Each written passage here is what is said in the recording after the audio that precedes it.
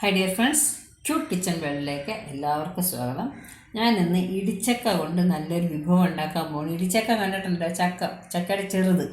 ഈ ചക്ക നമ്മൾ ഇടിച്ചക്ക എന്ന് പറയും. ഇതിൻ്റെ ഈ മുള്ളൊക്കെ കളഞ്ഞിട്ട് ഞാൻ വെച്ചിരിക്കുകയാണ്. കാണാൻ വേണ്ടിയാണ് ഞാൻ ഇതും കൂടെ കാണിച്ച് ഇടിച്ചക്കയാണെന്ന് അറിയിക്കാൻ വേണ്ടി. നമുക്കിതിട്ട് നല്ലൊരു വിഭവം ഉണ്ടാക്കാൻ പോവാണ്. നമുക്ക് നോക്കാം. ഇതിൻ്റെ കൂടെ മുള്ള് കളഞ്ഞിട്ട് പറയാം. ചക്ക ഇവിടെ റെഡിയാക്കി വെച്ചിരിക്കുകയാണ്. എല്ലാത്തിൻ്റെയും തൊണ്ടൊക്കെ കളഞ്ഞു. ഒരു 4 പച്ചമുളക് വെച്ചിട്ടുണ്ട്. ഒരു മീഡിയം സൈസ് സവാളയുണ്ട്. ഒരു മടക്കോച്ച് വെളുത്തുള്ളിയുണ്ട്. അതിൻ്റെ അത്രയും വലിപ്പമുള്ള ഒരു ഇഞ്ചി കഷ്ണം വെച്ചിട്ടുണ്ട്. നമുക്ക് ബാക്കി ഈ ചക്ക ഇനി നന്നായിട്ട് കഴുകിയിട്ട് നന്നായിട്ട് വേവിക്കണം. കുക്കറിലോ എന്തെങ്കിലും വെച്ച് വേവിച്ചിട്ട് വേണം ബാക്കി ചെയ്യാൻ.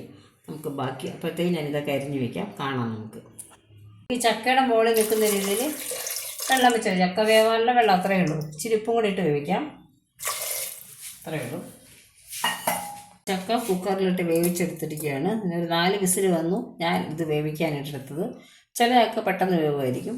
ഉണ്ടോ? ഇനി നമുക്കിതൊന്ന് ചതച്ചുകൊണ്ട് വരാം. അത് മിക്സിയിലിട്ട് ചതയ്ക്കണ്ടാവും. അല്ലാതെ കൈ കൊണ്ടൊന്ന് നന്നായിട്ട് ഇടിച്ച്, അല്ലെങ്കിൽ നമ്മുടെ ഇടികല്ലുണ്ടല്ലോ, ഇടികല്ല് വെച്ചിട്ട് ഇങ്ങനെ പതുക്കെ പ്രസ് ചെയ്തെടുത്താൽ തന്നെ അതായിക്കോളും. ചതയ്ക്കുകയൊന്നും വേണ്ട, വെറുതെ പ്രസ് ചെയ്തെടുത്താൽ മതി. അത്രയേ ഉള്ളൂ. ബാക്കി ഞാൻ കാണിച്ചു തരാം. വെച്ചിട്ട് അടുപ്പത്ത് വെച്ചിരിക്കുകയാണ്. അതിലേക്ക് കുറച്ച് വെളിച്ചെണ്ണ ഒഴിക്കാം. എണ്ണ നന്നായിട്ട് മുരിഞ്ഞിട്ടുണ്ട്. നമുക്ക് 2 സൈഡും മുരിഞ്ഞിട്ടങ്ങ് എടുക്കാം. ഇതെടുക്കുവാണ് ഞാൻ. വെന്തിട്ടുണ്ട്. കാരണം അകത്തുള്ള സാധനം വെന്തതാണല്ലോ, മാവിനുള്ള വേവേ ഉള്ളൂ. ഇതുപോലെ നമുക്ക് എല്ലാം ഉണ്ടാക്കിയെടുക്കാം. അതിട്ട് വെച്ചു.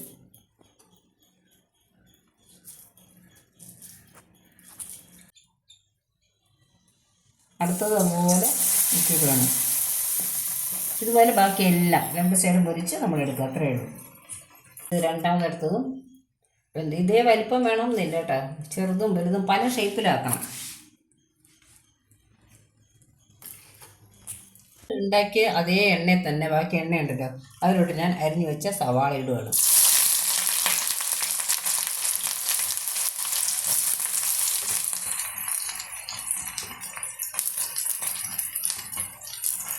സവാള ഒന്ന് ചെറുതായിട്ട് മൂത്ത് വരട്ടെ. ഇതിലേക്ക് ചതച്ച് വെച്ച ഇഞ്ചിയും വെളുത്തുള്ളിയും ഇടുകയാണ്. പേസ്റ്റൊന്നും തന്നെ ഞാൻ ചതച്ച് വെച്ചതുള്ളൂ. ഒപ്പം തന്നെ നമ്മുടെ 2-3-4 പച്ചമുളകുണ്ട്. അതൊന്ന് കീറി വെച്ചിട്ടുണ്ട്. കാണാമോ? അതുകൂടി ഇടുകയാണ്. നന്നായിട്ട് ഇളക്കി കൊടുക്കാം.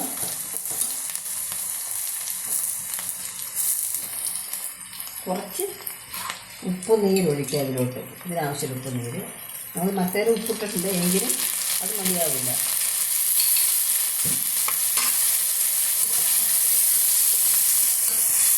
ഇരിക്കുന്ന മുളക് ഏകദേശം ഒരു 1/2 ടേബിൾ സ്പൂൺ എന്ന് പറയാം. അതായത് 1 ടീസ്പൂൺ ആണ്.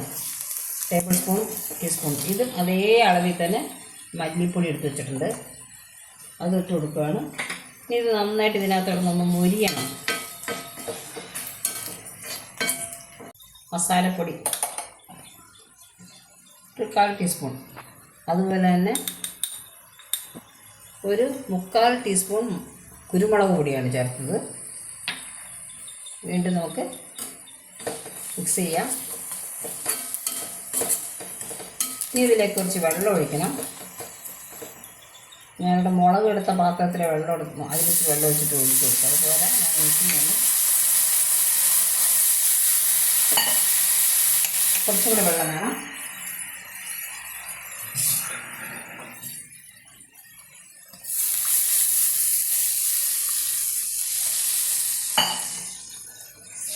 ഏകദേശം 1 കപ്പ് വെള്ളം ഒഴിച്ചിട്ടുണ്ട്. കാണുമ്പോൾ അറിയാമല്ലോ നമുക്ക് ഈ ഒരു ഇതിനകത്തിരുന്ന് ഒന്ന് ചെറുതായിട്ടൊന്ന് ഈ അരപ്പിൽ വെള്ളം എല്ലാം കൂടെ ചേർന്നൊന്ന് കുഴയണം. നമുക്ക് നോക്കാം. അപ്പോൾ ഞാൻ ഒരു മീഡിയം സൈസ് തക്കാളി എടുത്ത് വെച്ചിട്ടുണ്ടായിരുന്നു, അരിഞ്ഞ് വെച്ചിരിക്കണം. അതും കൂടെ ചേർക്കണം ഇതിലോട്ട്. ഇനി അത് വേവട്ടെ. നന്നായിട്ട് തിളച്ചുകൊണ്ടിരിക്കുകയാണ്. ഈ സമയത്ത് നമുക്ക് ഉപ്പ്, എരിവ് എല്ലാം നോക്കാം. ഗരം മസാല എന്താണ് നിങ്ങൾക്ക് ഇഷ്ടമാക്കി ഇടാം. ഞാൻ ഇതിലോട്ട് ഇതാ ആ ഉണ്ടാക്കി വെച്ച ഉണ്ട പറക്കിയിടുകയാണ്.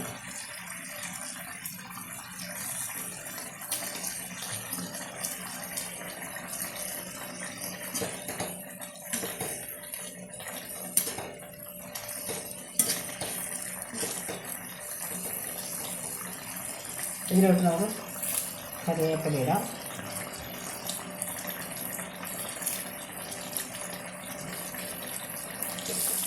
ഇത്രയേ ഉള്ളൂ.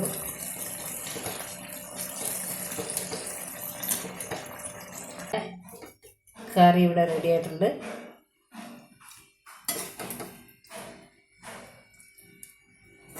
നമ്മൾ ഇടിച്ചൊക്കെ ഇട്ട് സാധനം എപ്പോഴും തോരനും പിന്നെ ഇറച്ചി മസാല വെച്ചുള്ള കറികളൊക്കെ ഉണ്ടാക്കണം. ഇതുപോലെ ഉണ്ടാക്കിയിട്ടുണ്ടാകും. ഇതുപോലെ കൂടെ ഒന്ന് ഉണ്ടാക്കി നോക്കണം.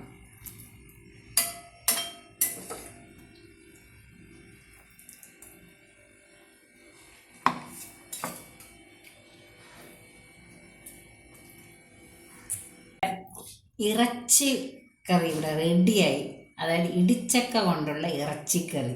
അപ്പോൾ നോൺ വെജുകാർക്കൊക്കെ ഭയങ്കര ഇഷ്ടപ്പെടും. ഇത് വെജുകാർക്ക് ഇഷ്ടപ്പെടും. കാരണം ഇതിനകത്ത് നമ്മൾ വേറെ ഇറച്ചിയുടെ ഒരു അംശം ചേർന്നിട്ടില്ല. പച്ചക്കറിയാണ്. പച്ച കറി കൊണ്ടുള്ള ഒരു നല്ല മസാലക്കറി. ചപ്പാത്തിക്കും ചോറിനും നാനിനും റൊട്ടിക്കും എല്ലാത്തിനും കൊള്ളായത്.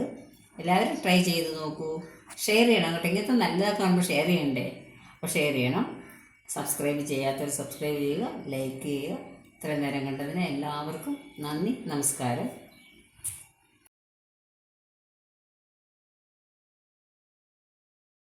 ഈ കടലമാവിലോട്ട് ആ ഉണ്ട ഒന്ന് ചെറുതായിട്ട് പുരട്ടിയെടുത്തു. ചൂടായ എണ്ണയിലോട്ട് ഇട്ട് കൊടുക്കാം.